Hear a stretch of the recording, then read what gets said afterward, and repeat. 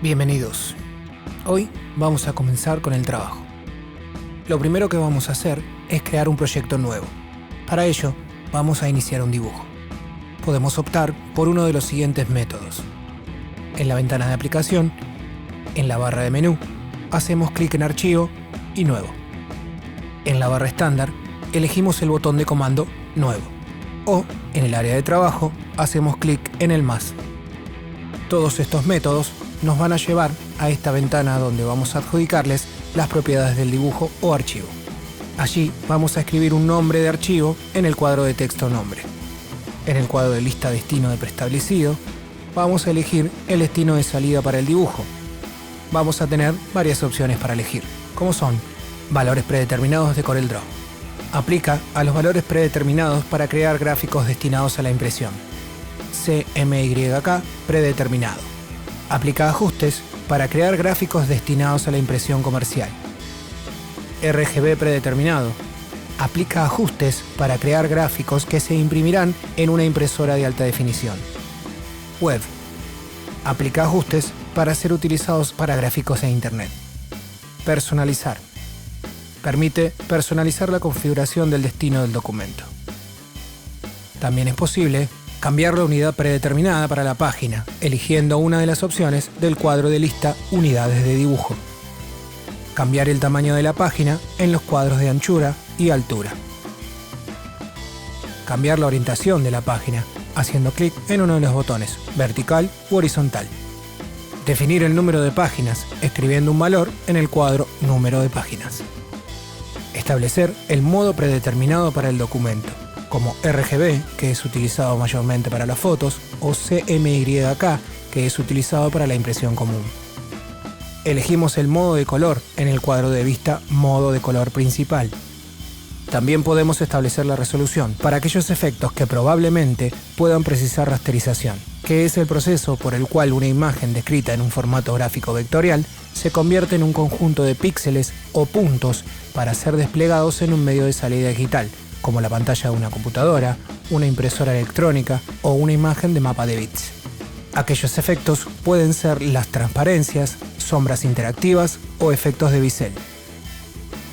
Una vez creado el proyecto, lo primero que vamos a notar es la barra estándar, que nos brinda botones básicos para comenzar a trabajar en el programa, y nos va a permitir crear un archivo nuevo, abrir uno ya creado, guardarlo, cortar, copiar, pegar, deshacer la última acción o rehacerla, importar, exportar y crear un PDF en base a nuestro proyecto, el nivel de zoom y el botón de activación del trabajo a pantalla completa, los botones de muestra de la regla, cuadrícula y líneas guía, los botones de desencajado total y encajado selectivo de los objetos, el botón de opciones y el iniciador de aplicaciones. Luego vamos a notar que, como antes dijimos, al no tener ningún objeto seleccionado, nuestra barra de propiedades nos va a brindar las propiedades de la hoja que elegimos para plasmar nuestro proyecto, ya sean gráficos vectoriales, como los dibujos, imágenes o combinaciones de ambos. Entonces, en la barra de propiedades vamos a encontrarnos con el tamaño de la hoja, las dimensiones, medidas del ancho y el alto expresadas en la unidad que hayamos elegido previamente, los botones de orientación, que pueden ser tanto vertical u horizontal, los botones que hacen que los atributos elegidos se apliquen a todas las páginas o la página actual, el menú desplegable para la elección de la unidad de medida, la distancia de desplazamiento, por la cual vamos a poder mover un objeto seleccionado presionando las flechas de cursor que encontramos en el teclado, la distancia del duplicado, el botón que cambia el atributo a todos los objetos, de tratarlos como si tuvieran relleno o no. Acto seguido, vamos a crear un objeto cualquiera para poder desglosar otros conceptos básicos del programa. Vamos a dirigirnos a la barra de herramientas, ubicada en el lado izquierdo de la ventana de programa, seleccionando la herramienta rectángulo y vamos a dibujar un rectángulo dentro del área de trabajo. Para ello, vamos a elegir el sector donde queramos comenzar el dibujo. Hacer clic, arrastrar de manera diagonal, no importa la dirección, para terminar soltando en el lugar deseado. Veremos que al terminar la creación del objeto, este queda inmediatamente seleccionado. Vamos a notarlo porque presenta lo que en CorelDRAW se denomina tiradores, que son estos cuadraditos alrededor del objeto. Una vez creado el objeto, veremos que nuestra barra de herramientas cambia drásticamente, pero también conservando algunas características anteriores. Vamos a ver algunos botones importantes. Origen de objeto, que establece el punto de referencia que se debe usar al colocar un objeto o aplicarle una escala. Posición del objeto. Permite saber la información de la posición del objeto seleccionado, como así también colocarlo en un lugar diferente ajustando las coordenadas X e Y. Tamaño de objeto. Permite establecer el ancho y el alto del objeto. Factor de escala. Permite escalar un objeto de acuerdo a su porcentaje. Bloquear proporciones. Permite conservar la proporción al escalar un objeto o cambiar sus dimensiones. Ángulo de rotación. Permite establecer el ángulo de rotación de los objetos. Botones de reflejo vertical y horizontal.